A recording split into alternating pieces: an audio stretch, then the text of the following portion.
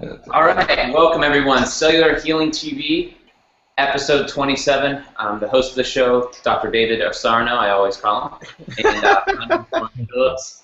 And we have an amazing special guest today.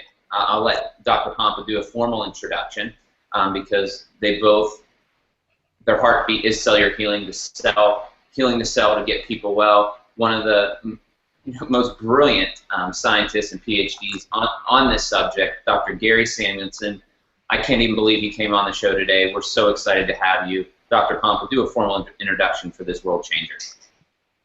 Well, yes, thank you for being on, Dr. Samuelson. And he is an atomic medical physicist. And I said at the seminar, if you remember, it sounds like a rocket scientist to me that does things with medicine.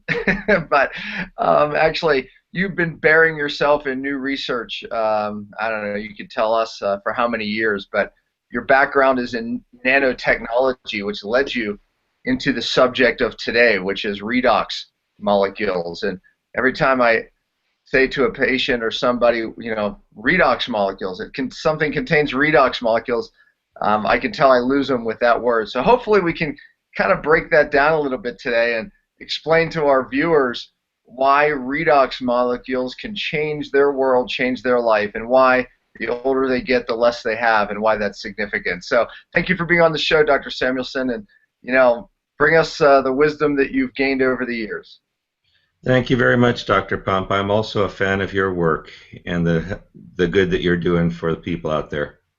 Yeah, well, thank you. I do appreciate that. We try to take some of the things that you really, really smart people come up with and make it more simple and make it usable and bring it into the treatment world. One thing that I have said now for the last few years, there seems to be a large gap of what's happening in the research world and what's happening in the treatment world. I mean, in the area of redox, in the area of epigenetics, bacteria, there's some amazing things going on in research, and I love to read the studies, I do. But yet, I see this massive gap that there's doctors not doing this, and yet we have studies, showing this amazing technologies and how it can change health and cells, and yet who's doing it? Nobody. That's my goal, Doc, is to bring what guys like you are studying and bringing to the world into more of a treatment place, and really to the people. So speak about that as we even start, because there's some new stuff and it's exciting. Thank you. Yeah, around the world there are about 5,000 articles being written every year on different medical technologies. It could just be game changers, could be disruptive technologies, and would give us the tools that we need in order to address some of the biggest issues we have out there in health. And they're not quite making it out to the people. And Yeah. it's kind of a sad thing. I don't know, because the patent problems, getting them all sorted out, many other different issues that I have to deal with as a medical researcher. But some of these are just incredible technologies. Nanotechnologies, for example, that can go in and identify tumors and ablate tumors, get rid of them. And this new technology, this redox signaling technology, the one that I've been working with for the last 4 years or 5 years, that seems to have a fundamental, very promising action in the body, and it's kind of difficult to get it out there. So we had to, before, if I can tell you a little story about it, we tried to get it out there through the regular pharmaceutical track. They came and they said, well, if we're going to take it, we're going to distribute it, and you guys cannot distribute this technology. And that we told them, hey, but there are hundreds of people out there that are using this, and there are several that we're very concerned about that they need this technology. And they said, no, I'm sorry. If you want to deal with us, you got to play the game and cut off all distribution. We decided that we would not do that, so we started distributing this as a direct selling technique or direct selling product to get it out to the people that need it, to try to bridge that gap that you're talking about. You know, it had been tested over 16 years to be absolutely safe, absolutely zero toxicity. It's natural. These molecules are natively produced inside your body, and they can go. This liquid can go in your eyes, ears, nose, your mucosal membranes, everything. There's absolutely no toxicity to it, and yet it has such a dramatic effect on the signaling properties and the speed of healing and other things in the body, like the enhancement of antioxidants, etc., that are very beneficial in many cases to people who are undergoing challenges. So this is I'm seeing firsthand now how this new technology is getting out, manifest right now by the fact that we're sitting here talking about it.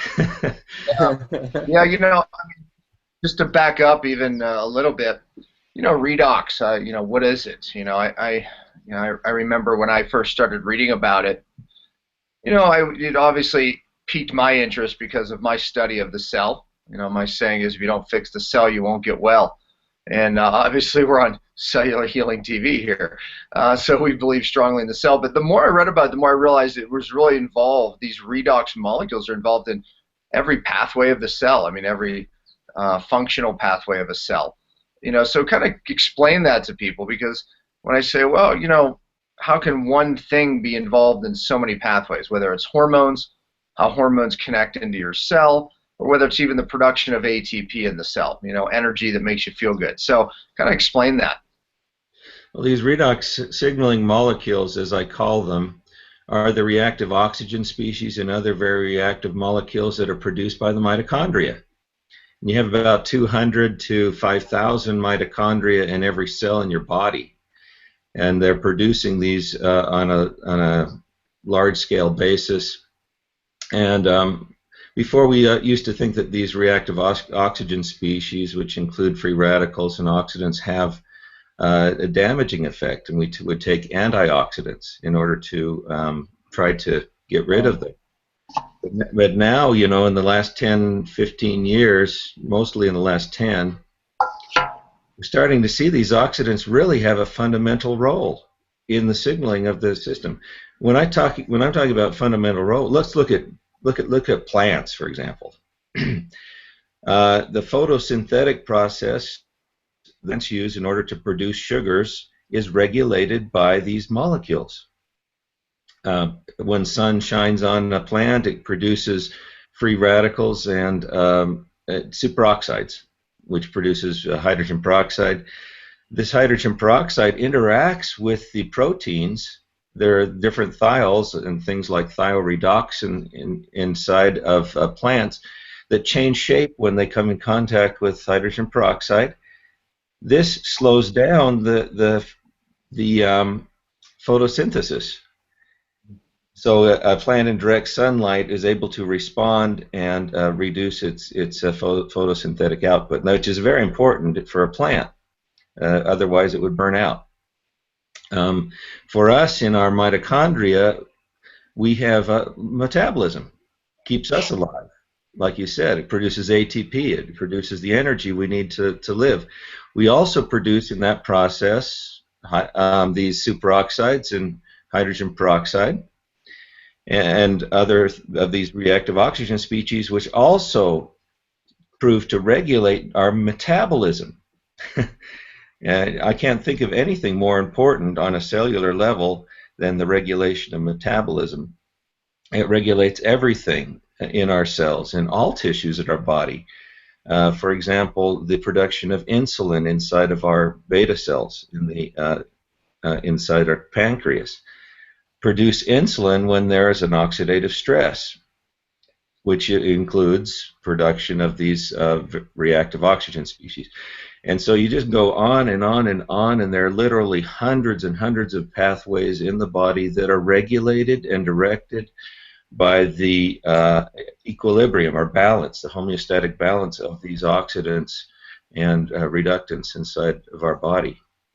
Yeah, so I mean, in simple terms, you know, we used to, when you make energy, you make some type of waste, right? If we burn a fire, we can make smoke, we make heat, we make, you know, good stuff, and then we make some bad stuff we have to get rid of. But, you know, in the cell, you know, we used to think that this, what you talked about, this superoxide that is a byproduct, we thought it was just the smoke, right, of the fire, and it was something that we had to get rid of. You know, it's funny because the body never wastes anything, does it? So now we've learned that not only this superoxide, now granted, Dr. Gary, you know, if superoxide builds up too much, that can create some problems, right? I mean, so there's this balance of the cell, right? So we need superoxide. Matter of fact, what you're saying is, hey, we've learned that how much we need this superoxide, this byproduct of making ATP, making energy. And we used to thought it was just a bad thing, but now we realize it has all these roles, you know, that we need it for, but yet too much of it's not good. How does this balance occur in the cell? Because what I see, Gary, and this is again coming from more of you know, an actual treatment world, is that when people have an imbalance of this, they're sick.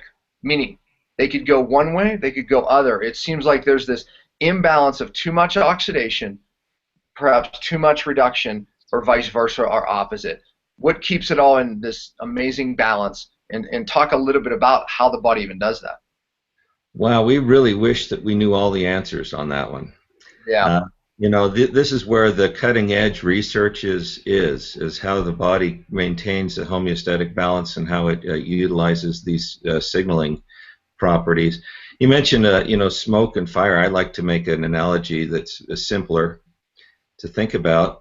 If you're sitting inside your house and all of a sudden you smell smoke, you know, what do? Well, you certainly don't sit down and open the sports section. You know? You probably would run around the house to try to see what's wrong.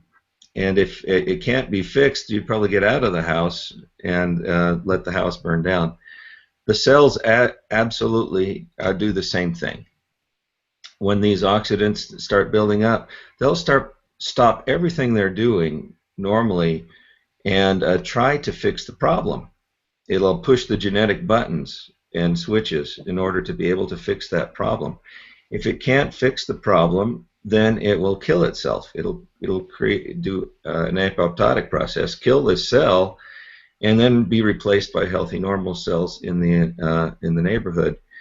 Now this is really important because if you get damaged cells, which really are, if you think about it, the key to every problem, every health problem that we have, getting rid of damaged cells, repairing or replacing them, absolutely important.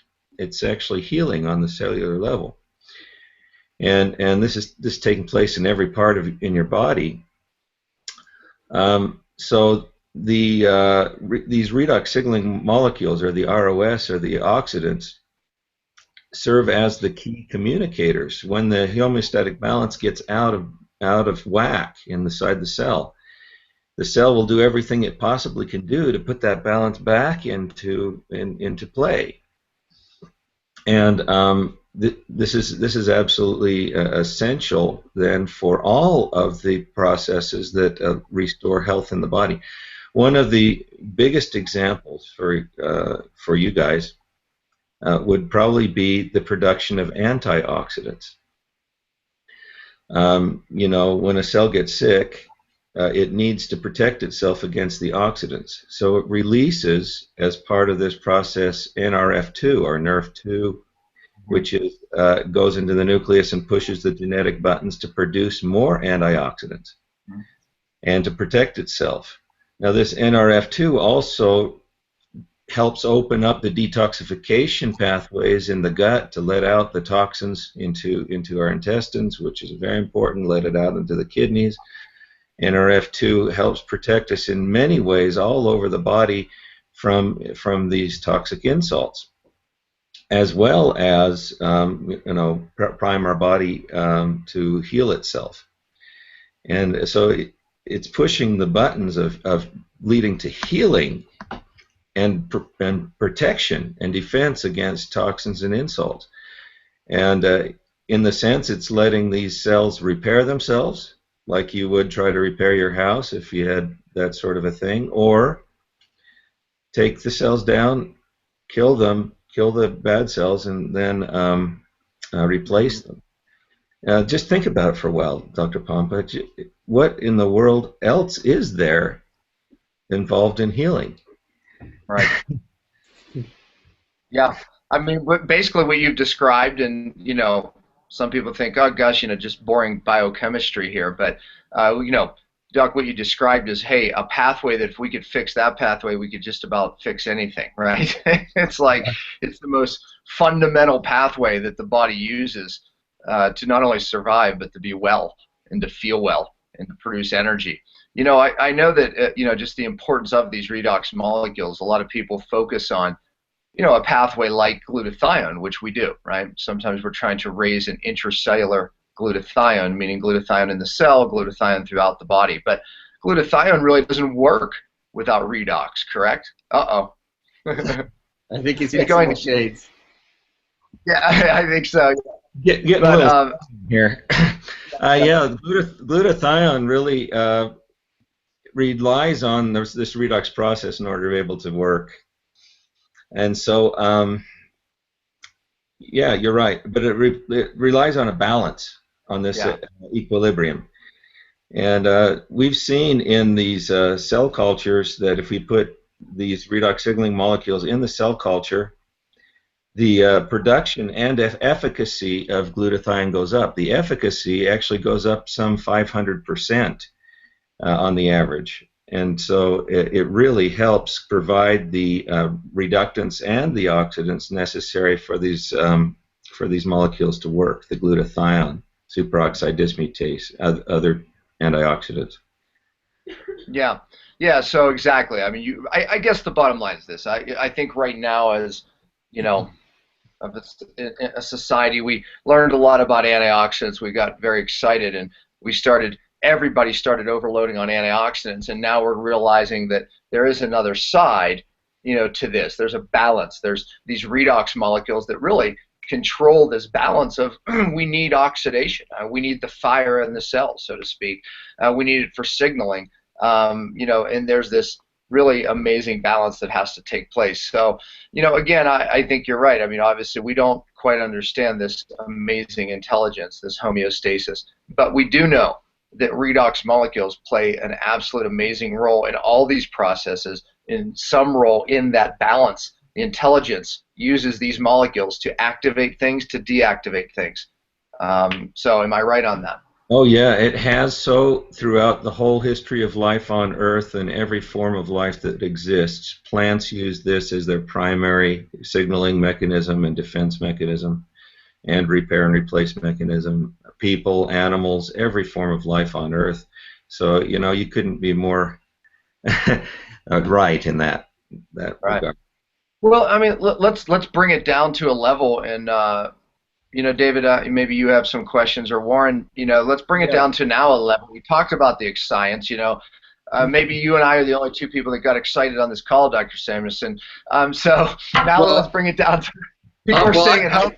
I couldn't be more excited because there's two things. Doctor, yeah, right. I just play one on Cellular Healing TV, just putting the disclaimer out there. Yeah, exactly. I know. Yeah, but you don't count anymore. But we're talking about people who go, okay, great. What can this do for me? Okay, I mean, there's two questions that I hear quite often, and hopefully you can address it. One is, what can this do for me? What does this do for me? And you actually mentioned something when you spoke at the conference about the number of metabolites that are shifted in the period of time. But then the second question is, how does this happen when people look at the bottle, they say the ingredients, sodium chloride, salt and water. So how does this happen? How's this created? And then what does this do for me, for the listeners? Okay, well, we mentioned all these redox signaling molecules, and they're produced in mitochondria. The mitochondria have certain physical, chemical processes and catalytic processes that uses. We use the same process outside the body in order to be able to take the saltwater solution, oxidize it, and reduce it. That's where redox comes from, by the way, R-E-D-O-X. And in order to be able to form these compounds, these ROS compounds, as well as the reductive compounds, in a stable complex in a stable form that can be taken or drunk or placed in the body or whatever. So what happens, I guess, that would cause me to think, well, maybe I ought to think about this or consider this as part of my regime, my health regime, is that during the process of life, the mitochondria slow down. They become damaged. In fact, since they're the fireplaces of the cell, so to speak, and produce most of the smoke that we're talking about, they become damaged and don't produce as many of these signaling molecules as is necessary then to maintain quick response for healing, for the immune system, etc. Well, now we're starting to get into some pretty important stuff: healing, immune response. So if we were able to replace the molecules in our body, these redox signaling molecules that cause our body to be more efficient to heal itself, well, that's a pretty big deal. You know, at the very beginning, I thought, well, it wouldn't work. I don't think it'll work because they're just too reactive. And I'll tell this story. I tell it all the time. My wife's cutting vegetables, and she cut her finger. It started to bleed, and I thought, oh, okay, haha. Now I get to see firsthand what will actually happen. I poured a little into a cup and said, honey, would you stick your finger in there? And she stuck her finger in, and the bleeding stopped immediately. It was bleeding quite profusely. It was like a 4-millimeter cut in depth. It was quite deep, and stopped immediately. The pain went away, and I saw healing take place in seconds that normally takes minutes. It usually takes minutes for the body to detect the damage and start the healing process. It started immediately. In a couple of hours, it completely had healed over and closed, and in a day I couldn't even see it. So the thing is, you know, I saw before my very eyes this accelerated healing program that the body is capable of doing, and it impressed the heck out of me. And I said, you know, this is a significant technology. Just imagine the lives that we could save if we were able to make this available to people. That was kind of my dream now at this point, to do that. But it works internally too. So suppose you have a health challenge of some sort that involves a damaged cell. Now, let's see, which one of those could I mention? You know, there are a few of them that involve damaged cells. Imagine if the body was then enabled to take care of that more efficiently, meaning repairing and replacing the damage more efficiently. What could that mean? And so you start seeing the possibilities. Some of the things we weren't expecting is the athletes use this now for recovery, and they do a fantastic job, you know, in recovering from marathons and Ironmen and all sorts of very damaging types of activities for your body.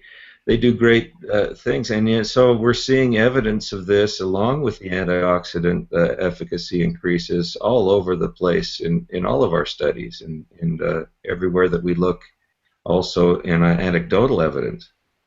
So it's pretty remarkable.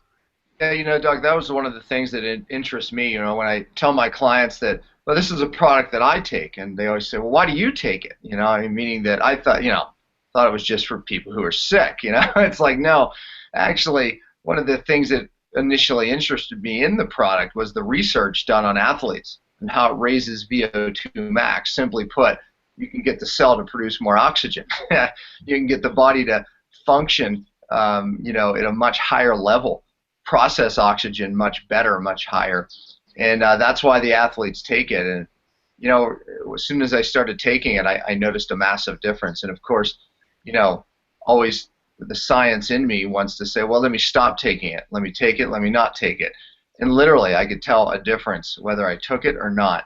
And here, you know, my son, who often forgets to take it, my 16-year-old, I'm telling you, every time he takes it before he goes to the gym. He says, "Gosh, Dad, every time I take this, I can get out a few more reps. It seems like I just feel such a difference." Absolutely. You know, you don't build up as much lactic acid. So, and I'm sure the old man feels it, the benefits even more than the young man. But even the fact that the young man feels it. I mean, the older we get, the more you said it. You know, there that you know, our cells produce less and less of these redox molecules, and so the more it can benefit us. And you know, they even have, you mentioned about putting it on the outside. You know, there's redox molecules in actually a topical solution, and you know, the company you've worked closely with, that was your latest project, correct? I mean, you developed and stabilized the oral product, which really they started, I think, doing IV with it at first, and then you worked on now this outer product for the skin. Okay, yeah, the oral product you can't use for IV, just to clarify that. No, Okay, wasn't it originally? No, I'm saying that's where originally they were used before you were able to stabilize. I got you. You know, just to clarify, you know, we can't use it. Of course, we don't have a product like that. But the oral product, it was so effective on the inside, but it isn't as wow or dramatic, because on the inside, healing, you don't feel it. You know, you might feel it if you're doing athletic type of activity. Hey, but what we did is we tried to find something that was compatible with this stuff, because it breaks down so easily. It has reactive oxygen in there, and it'll break down very easily in the bottle if we're not careful. So our manufacturing techniques and et cetera have to be almost top of the line in order to be able to do this. But the gel that we have, we finally found a kind of a gel. It's a clay derivative that will hold the liquid without denaturing it. And so we now have this gel carrier, and we put it in a gel carrier, and you can put it on your body and on your face, and we saw well, reduction in wrinkles, reduction in blotching, reduction in all of these things, and increase in elasticity, which is amazing for me, because you know that means the skin cells are producing more elastins, more collagen, and things like that. Damaged skin and damaged skin cells are very obvious, and using the gel then is a way to show people demonstrably that it's working. And so you know, now that they're using this gel, almost everybody is flooding out pictures before and after of you know, how their skin health is increasing, and how their appearances are getting better, etc. And so it is neat. Your skin's an organ, and we take, you know, I've seen absolute miracles with people taking this product orally, and you know how just the shifts that occur at the cellular level, and then therefore their health with autoimmune and so many different, you know, conditions. But the skin is an outer organ, like you said, and people start using it. Now they're seeing what's been happening on the inside. You know, I had these, you know, age spots, these dark colored spots that appeared over the last few years, you know, as I quickly approached 50, which will be next year. And within the first month or two, some took longer than others, they disappeared. Yeah, so I mean, I closely watched it. That was my, you know, little thing that, you know, let me see what this stuff does. And yeah, I mean, it made an absolute amazing difference. So I had some sun damaged spots, like just some, you know, areas on my arms. I mean, just absolutely changed it. So it's neat to watch redox happen on the outside. That's the outer reflection of what's happening on the inside also. Well, the amazing thing that I've seen with this is, imagine if and the studies, and Dr. Gary, you can confirm it, it has a wrinkle reduction and all these other things that you talked about of 20% or more in less than 28 days. And if we start looking at it and saying, wow, if our skin, which has been getting older and older and aging, and we can sort of see right in front of our face a before and after photo in such a short period of time, just imagine what it does on the inside of the body. Well, you know what, David? That's the thing. People think, well, what's in this product? And I'm like, no, no, no. You have to understand this is the same technology. You're just seeing it here, what's happening on the inside. This is redox molecules. All it is just, like you said, a gel that stabilizes it. You know, and then you have the redox molecules, you know, in the liquid. And arguably, it does taste like pool water. I always have to assure people it's not. That is the sodium chloride. There's no chlorine. There's a difference of chloride, chlorine. But anyway, so I've had many emails saying, I'm drinking chlorine. Is this good for me? So I always try to explain it to people because I have a PChem, master's level PChem background, and I try to, it's the carrier solution. Well, you have to have a certain salinity and temperature and pressure to stabilize molecules inside and they just shut down. But I don't know the easiest way to explain that. You know, it's the carrier solution that keeps what's being delivered to the cell stable. I mean, I don't know how else to say it to them. And I wanted to show you guys. Here's the water, for the oral, and then here's the skin external product as well. You can spray this on your face and stuff, but Dr. Samuelson, when you develop this, it absorbs better in the skin than even the spray, I imagine. And I wanted to ask you this. I haven't been taking it for a week. I've been busy and just kind of like Dr. Pompa's son, just not taking it. And I noticed my restless leg coming back. So I'm like, immediately I thought, I forgot that it went away, of course, because I didn't do a symptom questionnaire before and after. And I took a bottle or two just a packet over the last couple of days, and now it's gone again. I always wondered why that would be. I mean, obviously, you know, restless leg has a lot to do with methylation and things like that. So it was an interesting find as well. Yeah, things that are genetic or that you're susceptible to. If you increase the efficiency of these cell responses, the cells then start even though it's a genetic, let's say, for example, it's a deficiency in glutathione that you have. And this stuff then increases the efficacy of the glutathione that you have. Even if it's a genetic deficiency, you can actually make some progress on it, you know. Or if it's a susceptibility due to other things that are happening in your body, it kind of helps the cells to be able to repair and replace themselves more efficiently. And you stop taking it, well, you lose that efficiency. So you know your body, if you're susceptible or you have a genetic thing, will just return to its normal state. And so you know, in many cases, or especially in genetic cases, it's important that you keep on taking it in order to be able to maintain the same efficacy that you need in order to get over it. I'm back on the wagon, that's for sure. There's no doubt about it.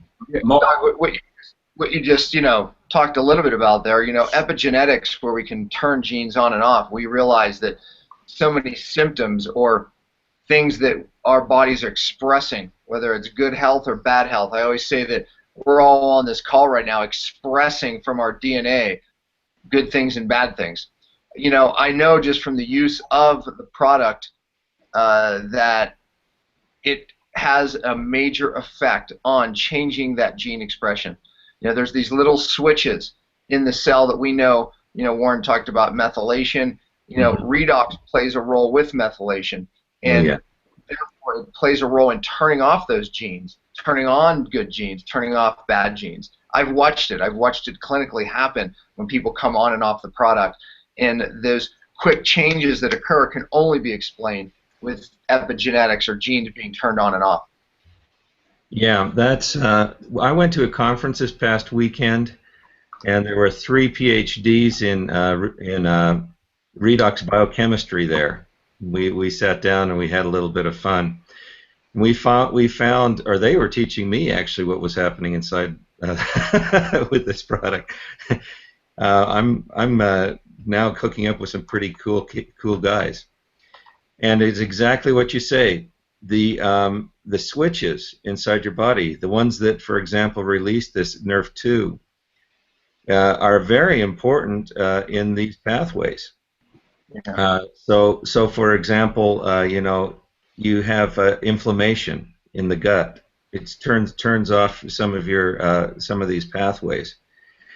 You can use this to turn them back on and get the toxicity going out of your gut, which is one of the biggest pathways for toxicity, for toxic elements to leave you, and it also takes the burden off of your kidneys. And you can switch on some of these pathways that you said that enable the mitochondria and the metabolism to be more efficient. And we've seen that in our human clinical trials, these metabolites. We looked at 260 some metabolites. People that took ASEA had shifts of over 60 of these metabolites, and mostly toward more efficient energy utilization. But we saw clinically that these switches are being turned on when you use ASEA. Now, there's so many of them that it's impossible to know exactly, to be able to say anything about, the exact pathways from the studies we've run. So we're going to have to be a lot more specific on which switches we're turning on and not. But it seems like they're the same switches that you would turn on if you were to exercise. So when you exercise, you create these reactive oxygen species in your body, ROS. I just wanted to mention another researcher that is kind of getting on this horse now. His name's James Watson. He's the co-discoverer of the helical structure of DNA. He now says that the most important research that he's doing is reactive oxygen species, is the signaling process, is redox medicine, as they call it now.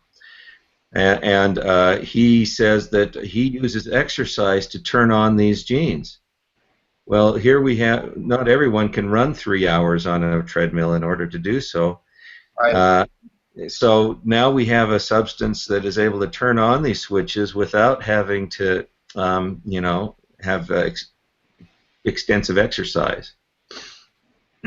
But, Dr. Gary, what you just said is really important because, see, in my world, clinically, most of the people that are clients of mine, they cannot exercise because their cellular energy is so weak, it leaves them exhausted, right? That was me at one point. I couldn't exercise. I went from, an expert cyclist who could, get on my bike and pedal 100 miles like it's nothing to where I couldn't take a walk down the street without being left exhausted, and my insomnia would become worse because of the overreaction from my adrenals because of my lack of cellular energy. Therefore, it was using cortisol and adrenaline to try to adapt to the massive drop.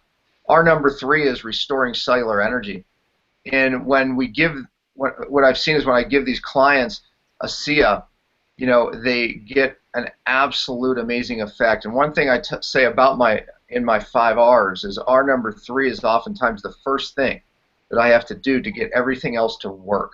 Meaning that if their cellular energy seems to be so low, if we can just get some activation there, now it seems like everything else is working. So that production of ATP is the production of redox molecules. So it's been really amazing for me to watch when we add ASEA. It is adding that spark, that fire, that now it seems like now all of a sudden their methylation, things I'm giving them over here, are now able to work again.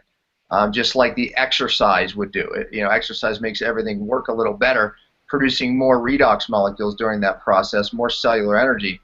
We can get the same thing accomplished with the ASEA in those who can't produce that type of energy. Yeah, good. Great. Yeah, clinically, it's neat when you hear that. When you hear that, and then you pull it back into the clinical world and say, yeah, that applies absolutely clinically as well. I have a question, Dr. Gary.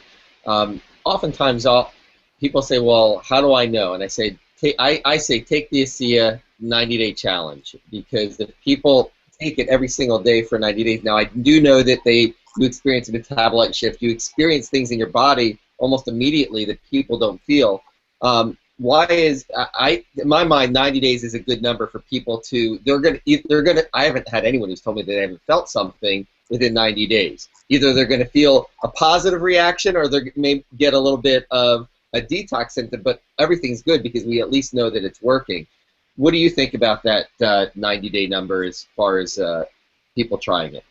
Yeah, we have about 100,000 people out there. I have my thumb on a few of them. I really enjoy this work, by the way. I'm affecting more lives than I possibly could affect if I were into medical research in almost any other field. So we get to hear the stories come back, and it seems like after 30 days, maybe 30 or 40% of them have felt something or has seen a difference. In about 60 days, 60%, and about 90 days, 90%. It's easy to remember. But it seems like after 90 days, almost 90% of the people have had some very positive experiences. First couple of days that you take it, or maybe even up to a week, you might get this detoxification thing going on. This is a normal thing that happens when we start to unblock these pathways, these detox pathways, especially in the gut. So the athletes that were in our human clinical trials, they'd come back to me and they'd say, "You will not believe what's coming out of me." And then some of the people that have been in the military and have had also some challenges due to toxicity have had really smelly sweat and gray stuff coming out of their sweat and other things happening that start to indicate that the body's starting to open up these channels, these detox channels and pathways. So very important to getting the body clean. Well, the first week, all of that stuff is dumping out, and you can't expect it to happen immediately. So you might get some detox symptoms, and then after that, if you drink a lot of water, you also need to be able to hydrate and have good nutrition when you're doing this, because like I said, it's kind of popping the body up to the level that you would if you exercise. Well, you need good nutrition, hydration when you exercise. When you start taking ASEA, the same thing. It washes out the toxins, helps it wash out the toxins, and also helps the body to have the strength and the nutrients that it needs along with this to put things back in shape, in order. So, I don't know if that helps at all, but that's kind of what I've seen out there in the field. Yeah, I've had severe autoimmune clients of mine just with literally drops of ASEA start detoxing. And they have to literally work their way up to full droppers, to ounce, 1 ounce, 2 ounce, 3, and work their way up that ladder.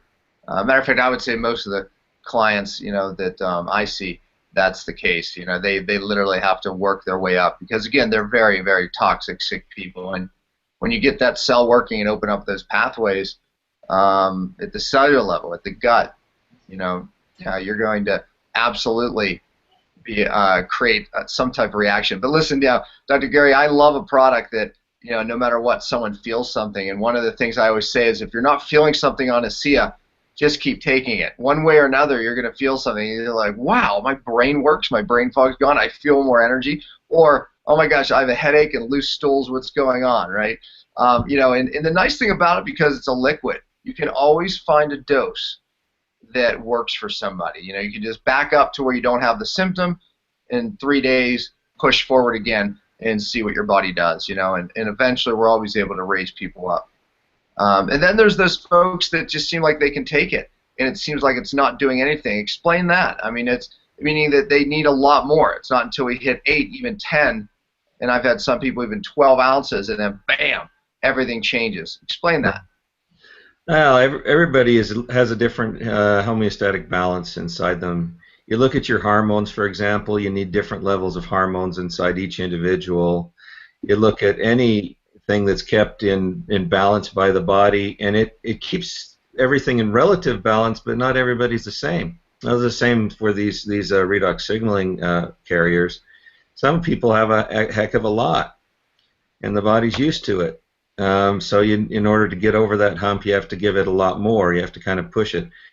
So what I suggest is you take what I call a spike, You know, take 8 ounces twice a day, 10 ounces twice a day, and see if that kind of puts you over the hump, and you start seeing something happen.